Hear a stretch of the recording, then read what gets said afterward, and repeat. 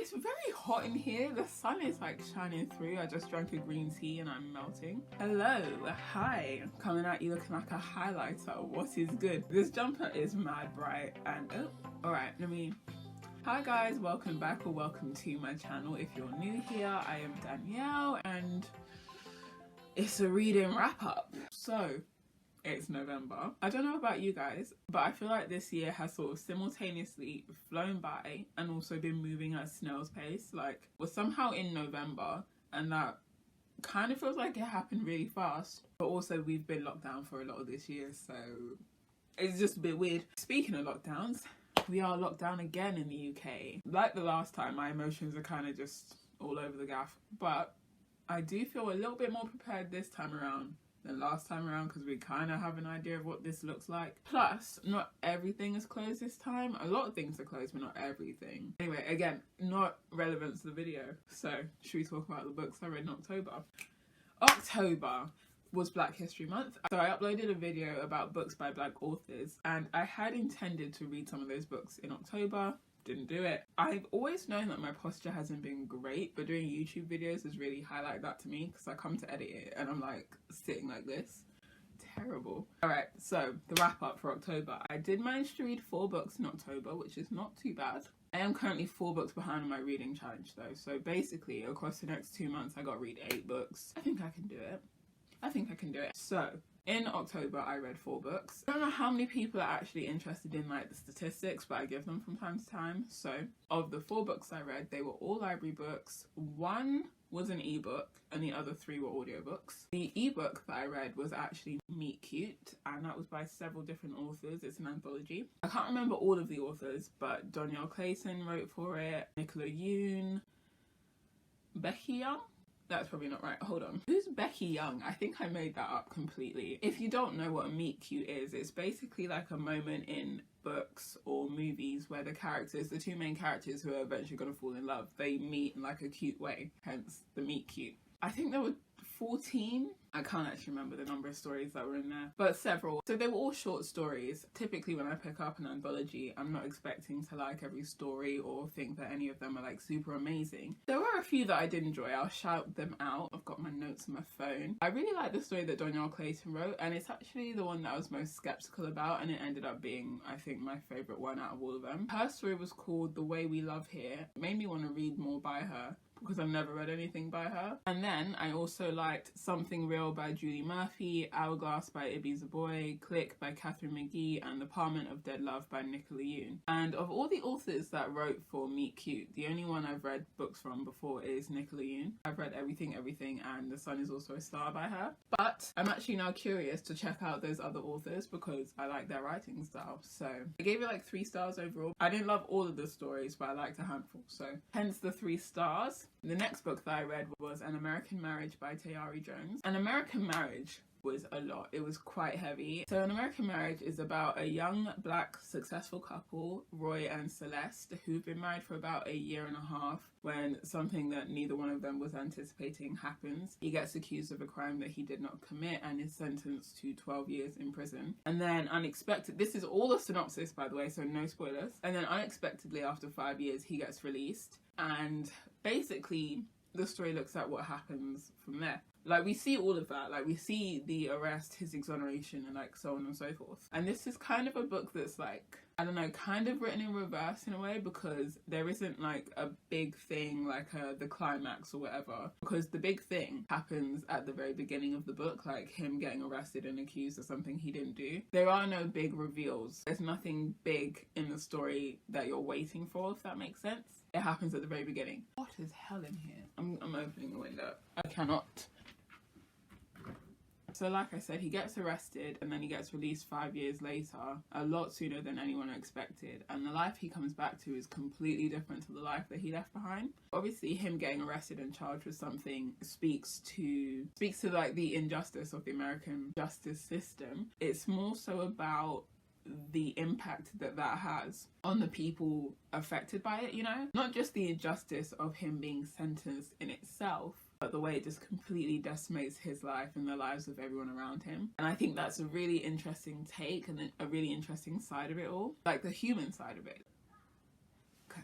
people want to talk. I've opened the window and I have to shut the window and just roast. The story is told from both Roy and Celestial's perspectives, as well as Celestial's childhood friend Andre. If I'm not mistaken, I think a couple other perspectives are thrown in there, but those three are like the main perspectives that we get. There's also some letters in there from when Roy was incarcerated, so like letters between Roy and Celestial. I'm really getting raspy, fam, and this is the second book. I really enjoyed An American Marriage. I gave it 4 stars overall. It wasn't quite a 5-star read for me, but it was still really good, so I gave it 4 stars. Even with that being said though, I do think, like, the year isn't out yet, but I do think that it will be one of the best books that I read this year. It stands out in my memory versus some of the other books that I've read. Oh, and also Tayari Jones is a black author, so one that I will more than likely mention in a part 2 of books by black authors video that I'm hoping to eventually do. So the third book that I want to talk about is, hold on, it's a bit of a long title, Americanos, Apple Pies and Art Thieves by Harper Lynn. It's one of the books in the Cape Bay murder mystery series. It's the 5th book actually.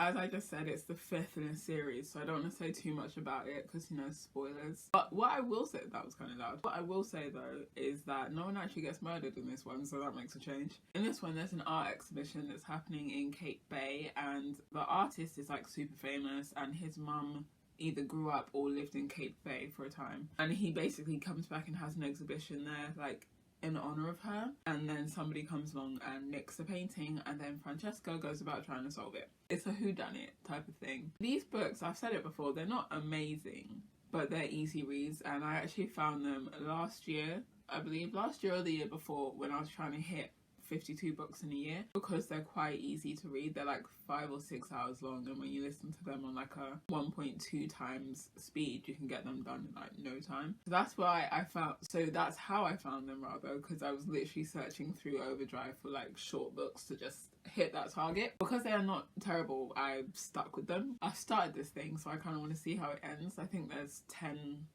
books overall. I gave it like 3 stars overall. It's not bad, you know, it's like a middle of the road, take it or leave it kind of thing. Okay, we've got one more book to talk about. My throat is screaming, so it's quite good that we're near the end.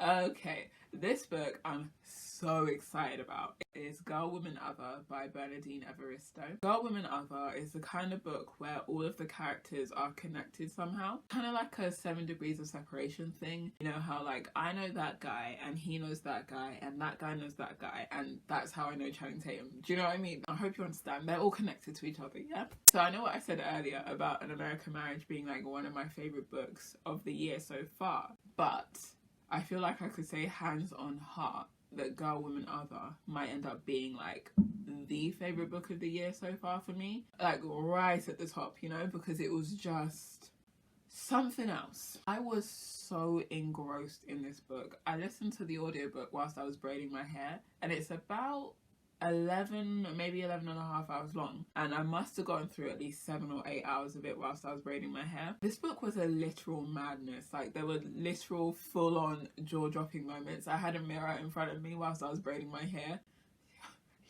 I had a mirror in front of me whilst I was braiding my hair, so I would literally be like, you know, braiding, and then I would catch sight of my reflection in the mirror. I'd literally be like, as I was braiding my hair. Some of the like reveals were just wild to me. The intricate ways I'm screaming. I feel like the intricate ways in which these characters were connected just literally blew my mind. I feel like it takes such talent to be able to connect them in ways that aren't like mad obvious or just like easy. Do you know what I mean? Like the way it was done, it was all so layered and it was just mad. All in all, there were like 12 women who were all connected to each other in one way or another, and we follow their lives through the years, through the ups and downs, through relationships and just like other milestones. As I'm talking about it now, I realise that I'm not giving that many details about it, and I'm not going to, because I feel like it would ruin it, because to me anyway, the reveals were done so well that the less you know about it, the better. Just like go on the journey with them and find out for yourself. I've been reading more and more books about the black perspective, both fictional and non-fictional, and what I really love about this one is that it's about the black British experience. It's just a different kettle of fish, do you know what I mean, being black and British, and it was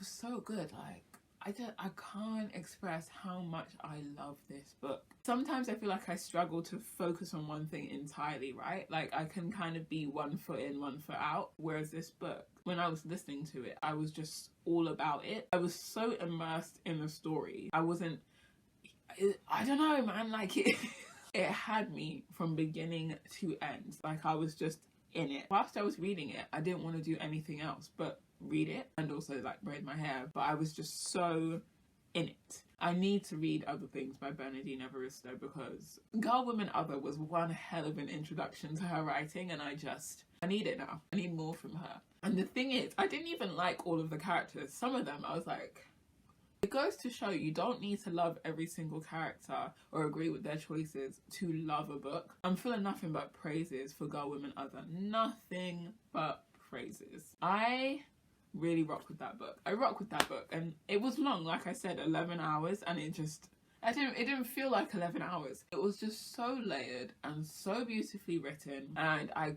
cannot recommend it enough. I could talk about it for hours. I feel like I would repeat myself a lot, but like the energy and the passion for this book is just like, it's up here, bruv. Okay. And with that, we have come to the end of the video. Thank you very much for watching. I hope you enjoyed it. Please remember to like, comment and subscribe if you're new to my channel. There should be a button around about here for you to do so. Go ahead and check out some content that should be linked here, here and over here. I almost forgot a little bit of my outro. I don't just do book videos here. I also do haul videos, reviews, makeup videos, that kind of thing. That is everything from me right now. I'm going to give my vocal cord to rest before I come back and film my TBR. I'll see you in my next video. Bye. The more I talk, the raspier I become. Oh, it's hot in here, man. It's really hot. God damn. I'm actually getting confused because I'm also filming my TBR today. Anyway, we're gonna go again. I don't know about you guys. Ooh. Look how dark it is, right? And I want to film a video. But wait. Okay, well that was anticlimactic. My ring light didn't turn on.